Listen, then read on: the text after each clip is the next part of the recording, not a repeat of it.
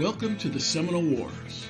In this podcast, we explore how the Seminole Wars came to be, how they were fought, and how they still resonate some 2 centuries later. I am your host, Patrick Swan, and our show is a production of the Seminole Wars Foundation, found online at www.seminolewars.us. We are recording today from the homestead of the Foundation in Bushnell, Florida. Thank you for listening. Hello and welcome.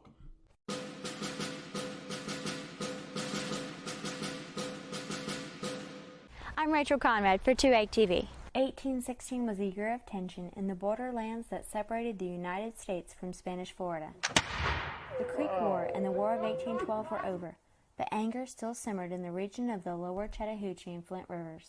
This is where empires collided in the years 1814 to 1821, and where the futures of 3 nations were decided. I'm Dale Cox for TwoEggTV. We are in Fort Gaines, Georgia, and we are at the site of Old Fort Gaines. I'm Rachael Conrad for TwoEggTV. Follow me through the gates of Fort Mims for one of the most important stories in American history. I'm Dale Cox for TwoEggTV, and today we're telling you about a little-known battle that took place 204 years ago today on December 13th, 1817. This battle took place right here in Blountstown, Florida. The battle here ended in a victory for the Native American Allied forces. I'm Rachael Conrad for TwoEggTV. The Apalachicola River flows silently past Prospect Bluff.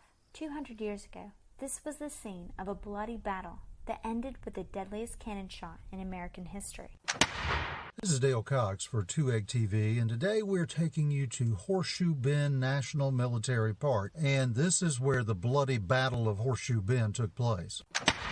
Hillsborough River State Park was built by the Civilian Conservation Corps, or CCC, and was opened in 1938 as one of Florida's first state parks. If history is your thing, you can learn about the Second Seminole War and life at Fort Foster. This historic log fort has been reconstructed, and you can visit it on a guided tour led by a park ranger. I'm Dale Cox for TwoEggTV. We are at the site of Fort Hughes in Bainbridge, Georgia, and today we're going to tell you the story of the Battle of Fort Hughes.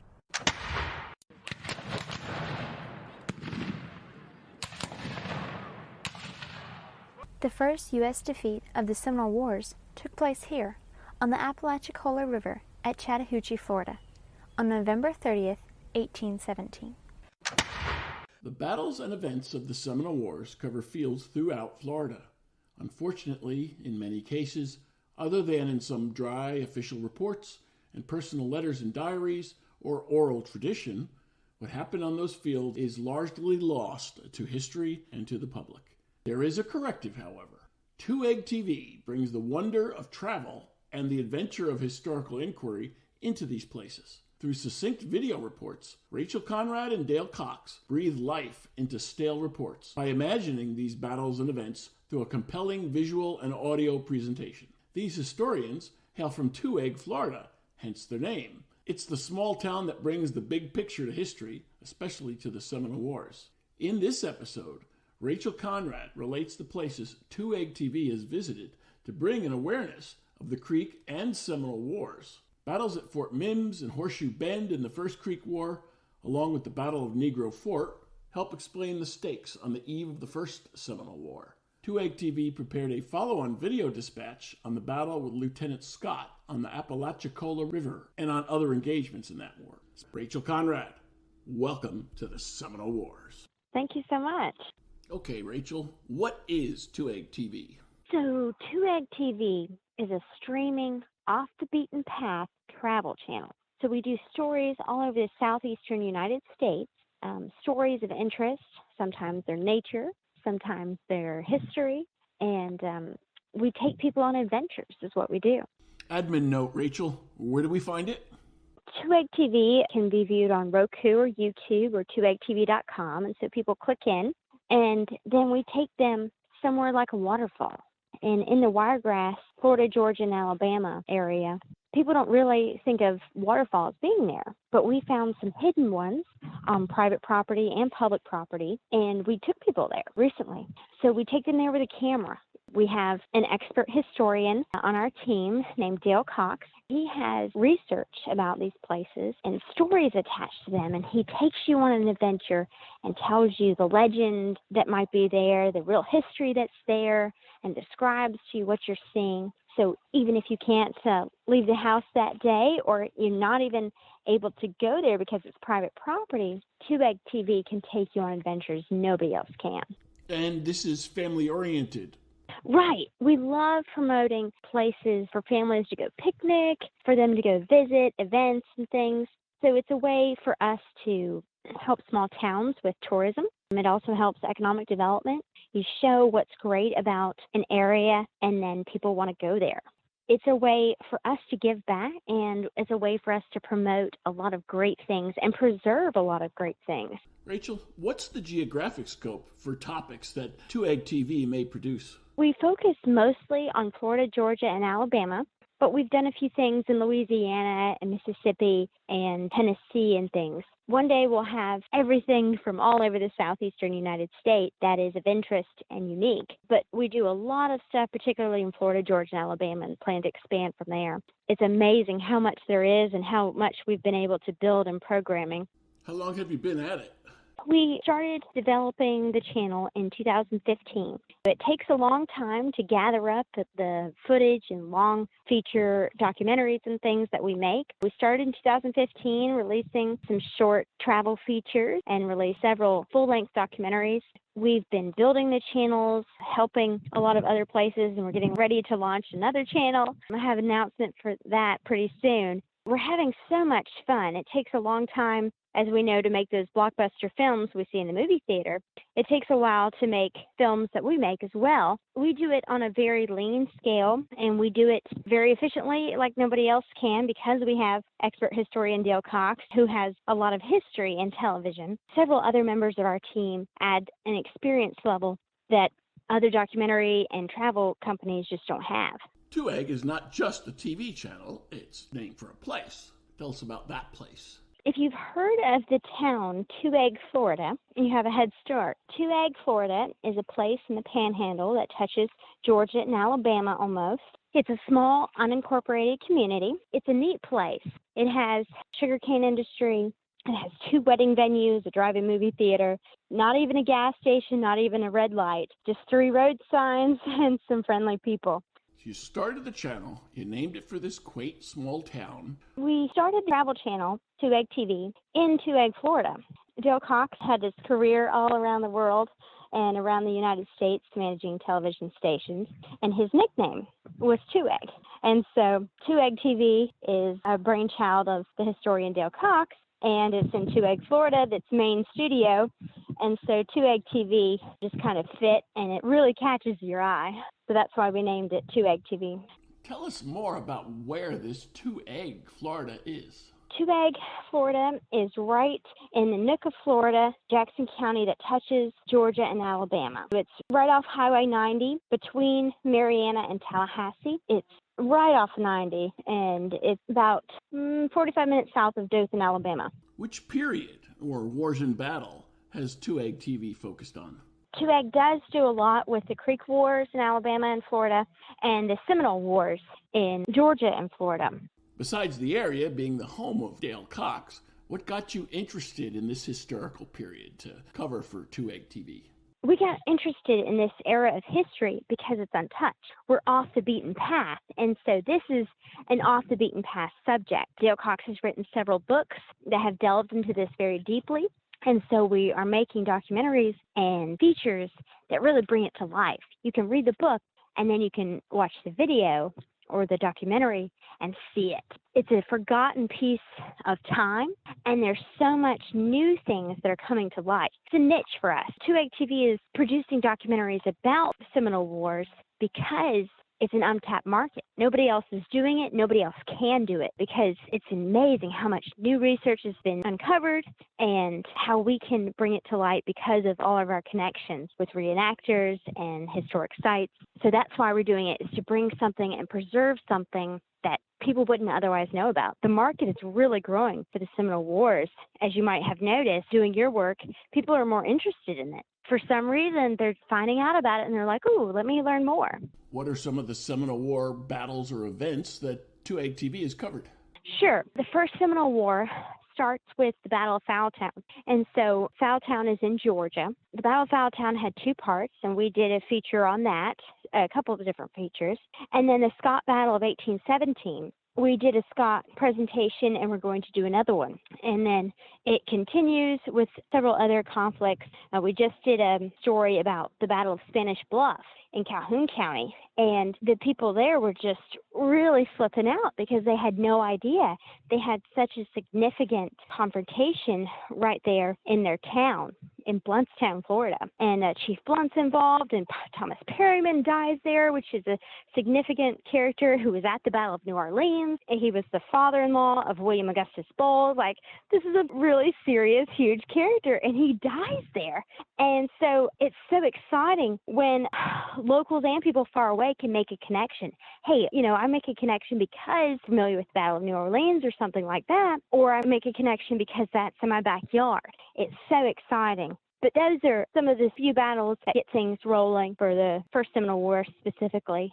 So what's your approach to taking this from story idea to published episode? Without giving any trade secrets away, it's really unique, our process, but for some reason, timing is everything. As with most industries, timing is very much the key ingredient, whether something flops or whether it goes viral.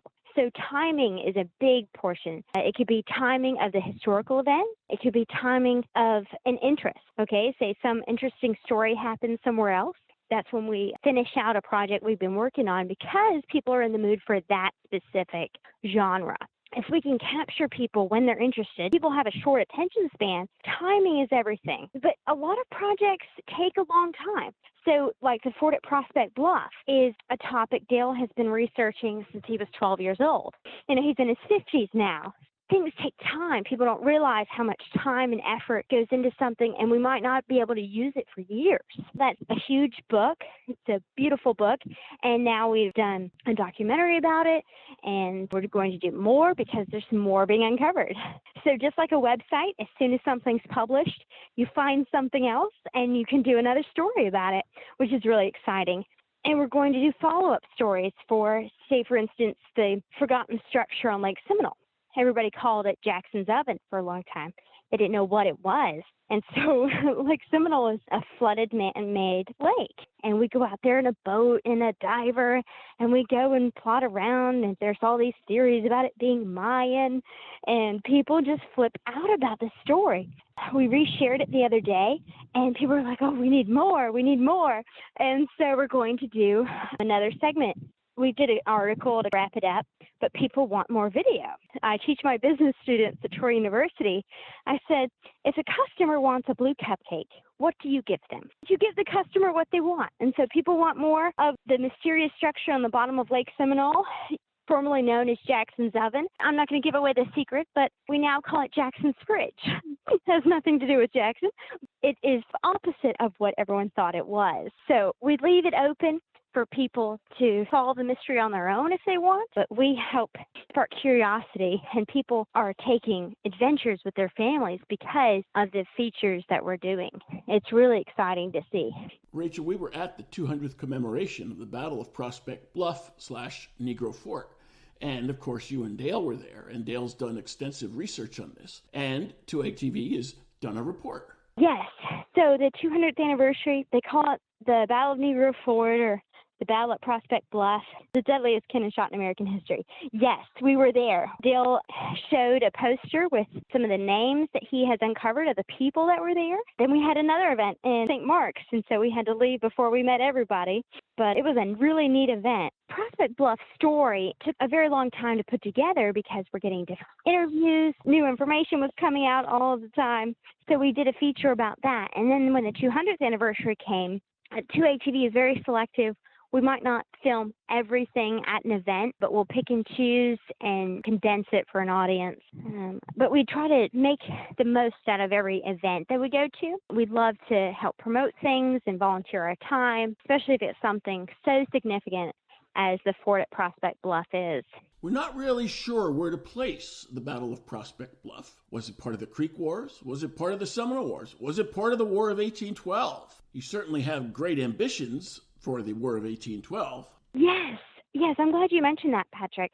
So the War of 1812 on the Gulf Coast is an ongoing series that we're doing. We're up to 15 parts or episodes now. We start all the way back with Tecumseh and a lot of interesting things that started the War of 1812. And so the War of 1812 on the Gulf Coast says a lot of things from the Native American perspective, gives a lot to the side of the story that has not been told, and also pieces everything together. Part 7, we allude to the Battle of New Orleans and have a few shots, but we're nowhere near that. We're not even up to Horseshoe Bend yet.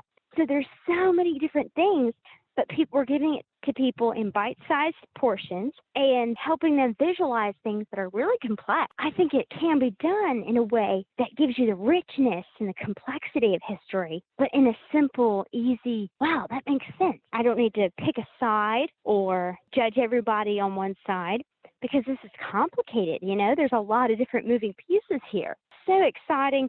People are really loving that series and getting to be a part of that series. We just filmed some more at the Battle of New Orleans reenactment in Louisiana. Got some British and some Indians and some American soldiers and French soldiers and interviews with them. And so we're going to have a lot of footage to add to that series coming up. So stay tuned. It's going to be really fun.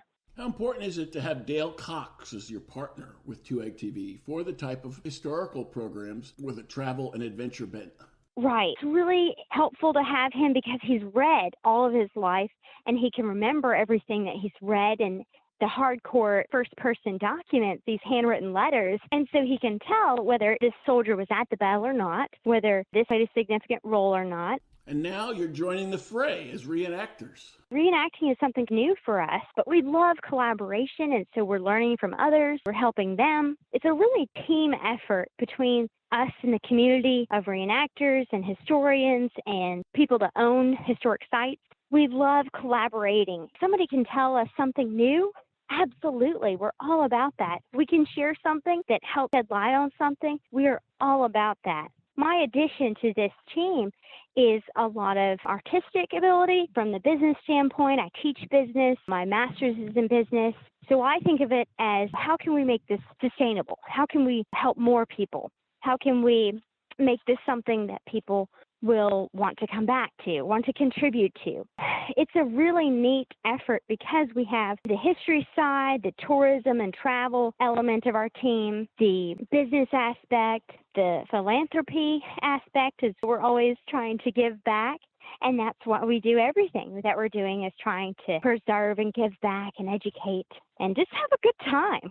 Living historians, interpreters have been so helpful because it's much easier than hiring an actor, getting them attired for thousands of dollars with weapons and finger weaving and boots and coats and everything, and then educating them and then getting them and training them the whole process. So partnering with reenactors to fill these gaps of historical figures that are no longer alive has really been helpful for TwoEggTV because we can do things much more economically. We can do things much more accurately because a lot of reenactors have been doing it for years. Like our friend Ferris Powell has been reenacting for, I think, 25 years or more. And he has built in a massive knowledge, particularly of Native American attire. So he can make pucker toe moccasins from southeastern Creek Indians. He can sew the ruffles on a cape for a Native American woman's outfit. He knows how to make a frock coat. He knows what time period would you wear this type of turban, what time period can you use this type of fabric. We're learning from that. So exceptional to have these people who make it their passion to reenact, to preserve these stories. For the most part, they're very open to learning. And they're like, man, let's learn from each other. And so that's what we've really enjoyed as we've expanded our projects. As I'm sure you have enjoyed learning from other people you've been interviewing. It's quite interesting. I guess the hobby or interest segment of reenacting. Your videos can have unexpected favorable consequences for the reenactment or living historian hobby. Exactly. And we're hoping to spark an interest in a lot of folks that want to join these groups. We just interviewed some 95th Regiment riflemen at the Battle of New Orleans. And so a lot of people don't know about the light infantrymen that wore green on the British side. Hopefully that'll spark more interest in those groups. Those groups of reenacting are across the country, and they're rather large when you think of a group, but they're comprised of people across the United States. We do hope it sparks interest in a lot of these different ideas and things. And another thing I want people to realize is TwoEggTV is reaching a lot more people than my dog's YouTube channel, which is growing. TwoEggTV is reaching millions of people worldwide. And so we just did a story about Florida Cavern State Park. So a volunteer there, he found a cave, and they started exploring the cave. I'll let Rachel pick up the action from a 2EggTV production. A stunning new cave discovered at Florida Cavern State Park is rewriting everything we know about the caves of Florida. Rachel, tell us more. It turns out this cave is now the third longest explored cave in Florida. It's massive, and it just keeps going and going and going. And so we released this story, and it went crazy. And the guy we interviewed who found the cave and has been exploring it, we interviewed him right before he shipped overseas in the military. And so there was no one for people to interview except for, 2EggTV had the interview. So people were asking us for the interview, and we helped some folks out. But people had no idea that 2EggTV had such a reach. It's exciting because we're getting to promote, state parks, promote the idea that, hey, there's still a lot of places that are unexplored. This cave, the third longest cave in Florida, might become the second longest cave in Florida. There is no evidence that anyone has ever been in there. So it's really, really exciting and unique. You mentioned 2EggTV's reach. Tell us about that. Mm-hmm. So 2EggTV will soon be broadcasting through the airwaves, but right now it's online. And over 50% of people switched to streaming television back in 2015. The most widely used streaming platform is called Roku, R-O-K-U. A lot of people have Roku sticks or boxes that they plug into their televisions, or they have a Roku TV. And so a majority of our audience watches through Roku. We have our own channel on Roku. It's a free channel, 2EggTV, and it has a fellow holding a frying pan in front of his face with 2 eggs in it. It's a very comical icon for the channel. A lot of people watch that way, and so they just happen to be searching for a new channel on their Roku TV, and up pops 2EggTV. A lot of people are searching on YouTube for, springs in Florida, and they will find our feature about 7 unique springs near Orlando.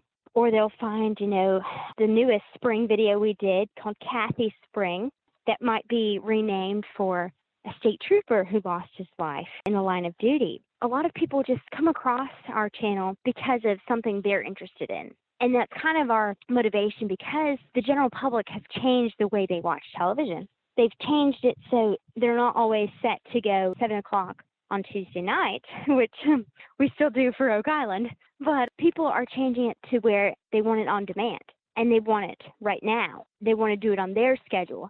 And so we fulfill an interest level, a specific topic, and that's how they stumble upon across us, and then they can pick and choose what kind of interests them from the channel, whether it might be edible plants, whether it's waterfalls or mountains or covered bridges or, Seminole War. That's kind of the idea, is that we want people to kind of get lost in it, just be so entranced with what they're seeing that they just keep going. And it's, it's clean, it's educational, but it's also entertaining, which is a big factor. And television is a learning tool. We have folks that say, I clicked on your stuff to see a story about a spring, but then I started watching and going all these places with you guys, and I had to stop myself because I had missed half a work day. So that's kind of the goal. We want people to be so entranced with it that they just keep watching, or they can set aside a time where it's on demand. And so streaming television is the future. We try to be on the cutting edge of all the trends that are changing. We rode that wave of change as it happened in 2015, 2016, when a majority of people switched over to streaming television. We're expanding who knows what the future will bring, but we're ready to ride the next wave of change. Another part of your reach is to local television stations. Right. Yeah, so we do that often as local television stations will ask, hey, can we run this or can we run that, or do you have something that would fit? And we are very happy to do that. Most of the time, we will give it to them for a small fee or an advertising segment. We'd love to help, and so we'd love to help out with a television station who needs some extra programming. So they can just contact us through our website and ask, hey, I'd love to have some programming. We are all about that. So they can reach us at TwoEggTV.com and ask us for anything specific or something general. I presume schools are also part of your reach. Schools have really been excited to have our programming. Sometimes I tell a teacher, I said, we can take your students on a virtual field trip and you don't have to get permission. You don't have to sign all those permission slips, worry about getting enough bus space and enough gas money to get there. You can take adventures every week in your classroom through TwoEggTV. So that's been really exciting, as teachers have been using it to teach small or large concepts in history, to teach them about plants, to teach the kids about community, to teach about engineering mechanisms. We have done presentations physically in schools. Dale held the attention of 400 fourth graders without skipping a beat. It was miraculous. So we've done in-school presentations, and some of our colleagues working with us have done in-school presentations and then invite the kids to some of their reenactments in the area. That's been a huge part of what we've been doing. We're working on expanding that. We've got a new person on board that's going to make lesson plans specifically around what the kids need for their curriculum, and developing quizzes and little question and answer things that match with the videos and match with the new videos, and so kids can be more interactive and have something for the teachers to grade at the end. That's something we're expanding out to and are open to. We'd love for schools and large groups to contact us, say, hey, we need this. We recently had the military, the Army, reach out to us and say, hey, we need a program to teach about this specific time in history and how strategic it was. It's amazing what we can do if people just ask. In contemporary classrooms, only slightly less obscure than the history of the Seminole Wars is the history of the War of 1812. The War of 1812 on the Gulf Coast was a continuation of events that started in the Creek or Muskogee Nation. But those events remain among the most misunderstood in North American history. You've got some new episodes coming for that series. Which one was related to that U.S. Army project? I can't say, but it was a major battle. It hasn't come out yet on our War of 1812 on the Gulf Coast series, but it will soon. We did something very special for them. It'll be a little bit different when it comes out for the public in that series. They were very happy with it. We're able to show their people. They've always studied it. They studied it for years. They bring a group out there when they're training them every year and teach them about the strategy. But they were so happy with the way we presented it, and they're going to use it again. It's wonderful to be a part of teaching the next generation of military commanders about strategy and how can we learn from this and that and use that with our visual tools with TwoEggTV. And another aspect of your outreach is actually going out there in person and speaking to groups. Yes, Dale and I will often do speaking engagements with the Lions Club, Rotary Club, with different groups that request us to come, because it plays such a significant role in economic development, how a community looks, its stories, its histories, its legends, its attractions. We've spoken to Rotary Clubs, Lions Clubs, and different civic groups. We do that by request, so people have to ask specifically for that. It's been so much fun because you can really reach people on a personal level and get them involved and engaged. And so then they want to read more and they want to come to events and they want to do research on their own. And a lot of groups have showed our documentaries at their meetings, especially during the pandemic. It's been hard to get speakers. We're like, hey, use this program and put it on a projector, and then they'll take a walk down the Battle of Mariana with Dale, or they'll go somewhere in the First Seminole Wars. It's been really exciting how we've been able to fill a void for groups like that. Along the way in all this, you let the public know about some things that they had no idea about. One of these has to do with what the Indians used. Tell us about that. Something that was fascinating to me, we haven't actually said this explicitly on TwoEggTV yet, but I think it's interesting that Native Americans invented self-tanner. They would take, I think it's the pulpberry, and squish it up and put it all over themselves and turn themselves a reddish bronze color. I tell school kids all the time, the Battle of New Orleans this past weekend, a school kid asked me, said, what did Native Americans, or specifically, Creek Indians, what did they contribute to society? And I said, self-tanner. And they were like, what? And I said, yeah. Indians gave us a lot of different things, specifically the Creek Indians, and they invented self-tanner. Billy Francis, that you and I have talked about before, she was a Creek Indian girl, and she changed the world with an act of mercy. It was so stunning to me when I first heard her story, and it still surprises me. What a wonderful gift to the world that she showed mercy when she could have just not intervened, and the young soldier, Duncan McCrimmon, might have passed away, and that part of history would never be remembered like it is. But she stood up, she had some hard conversations. She didn't make a scene. She had an act of mercy, and she changed the world. She sparked conversation. Maybe Native Americans are human. Maybe they are real humans, and not everybody thought that. A lot of people did. A lot of people were okay with Indians as long as it didn't mess with them, but it sparked conversation. Those are a few of the many things I've been surprised with in these features. I'm always surprised with the natural treasures that people don't know are in their backyards. Like there's this rock outcropping in Chipley, Florida, right down the road from Two-Egg. It's even in the Two-Egg book. Is this a volcano? Because this long time ago explorer said, hey, this is a volcano. Well, there's no way it could be a volcano. But it's these large red sandstone rocks are just in the middle of this beautiful forest of pine trees. And you're not really allowed to go there without special permission because the Nature Conservancy owns it. We went there. It's just this remarkable place you would never think would be there. But it's beautiful, and it's just like another world. So that's what I've been really impressed with TwoEggTV is our ability to find things that are just so unique. You would never think they would be there, or you would never think this really happened, but it did. And what can we learn from that? What does it change about our lives today? That's very wise, Patrick, because when you do go into a project, you have an idea of where you think it's going. But if you get into the documentation or you get on the scene and it's different, you have to be able to express that. Or maybe you go into a story and it's not quite the storyline you were planning for.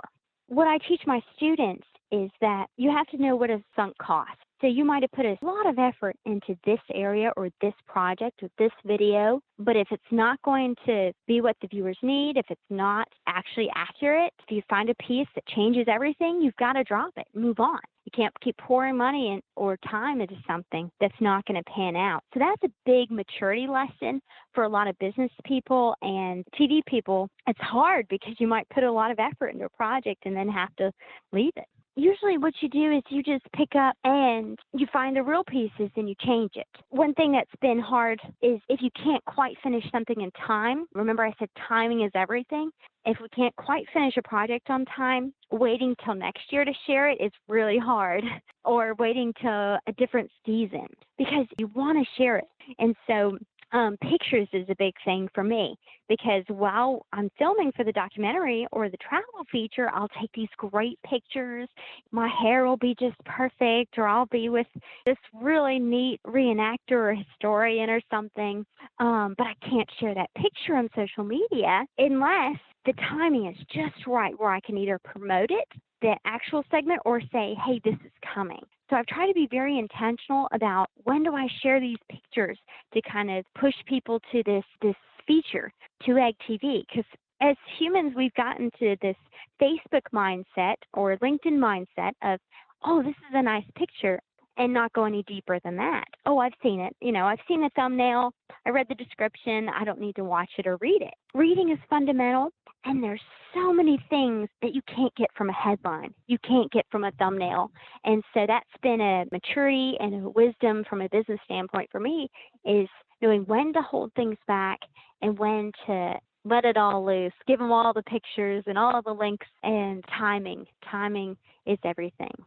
And we call it B-roll. It's stock footage. It can be used for many stories. And I presume that you're able to do that, especially in this War of 1812 in the Gulf Coast series. Just like as a carpenter has a tool or something that they might reuse. If it works and it fits perfectly, we'll amass these different scenes and we might use them for different documentaries. And so there's a couple of great shots of British soldiers or American soldiers that we might reuse in different pieces, as all the other channels, the History Channel and the Discovery Channel, would do. But new footage is really a big thing. So we try to always have something different about the thumbnail, because you wouldn't believe how many people see a picture on a shared social media post or something like that, and it looks very similar to something they've seen before, and they're like, oh, I already saw that, and they won't click. It's huge to be able to reuse footage, but it's also huge to be able, you have to get new footage, and it takes so much footage to just make 1 minute of video. That's what we've been doing for the last 6 years, is we've been gathering this footage. We've been gathering these resources to make longer documentaries. We're going to do several documentaries we put on Amazon. The Amazon Prime watchers will get to view it for free. A lot of people will still be able to view it for free, just with a few ads. But these longer form stuff take a lot of time and a lot of effort, a lot of editing, and a lot of B-roll, as you said. That's something that we've been working on, is amassing this footage, getting it just right, and then there'll be wonderful works of art. How many works of art has TwoEggTV done? So TwoEggTV has done over 250, I think, features so far. And then of the Seminole War, probably at least mentioning probably 75. A significant portion is dedicated to something that mentions the Seminole Wars, because it's such an untapped piece of history, an untapped piece of entertainment and enlightenment for folks. And the big one you have is this multi-part series on the War of 1812 on the Gulf Coast. The War of 1812 on the Gulf Coast was a continuation of events that started in the Creek or Muskogee Nation. But those events remain among the most misunderstood in North American history. A lot of people don't know that the War of 1812 had such a connection to the Seminole Wars, and so we have more coming out on our War of 1812 on the Gulf Coast series. We're working on a coloring book for our publishing company that is Seminole War specific, and that'll be coming out later in this year. We've got a lot of documentaries coming out. We're going to start making movies, which is kind of cool. Those things are on the horizon. What really helps us is when people download our Roku channel and watch it, when people keep YouTube streaming on their work computer. Those little things and sharing it really helps us, so we can help more small towns. We can preserve more history. We love getting feedback and comments from folks. It's a really collaborative effort with our viewers when they tell us what they want, when they ask questions, and they're really paying attention. It's really encouraging to us when our viewers get involved. As we wrap up our conversation, Rachel, wrap up what TwoEggTV is all about. TwoEggTV is a streaming off-the-beaten-path travel channel that is making waves for history, for the future, for preservation, and for economic development. And so we're happy to be a part of the streaming world and very excited for our new viewers to see what we have coming and what we've already done. So you can find it at TwoEggTV.com, on Roku, and on YouTube. And that's TwoEggTV. We'll leave it there. Rachael Conrad, thanks for joining us again for the Seminole Wars. Thank you, Patrick.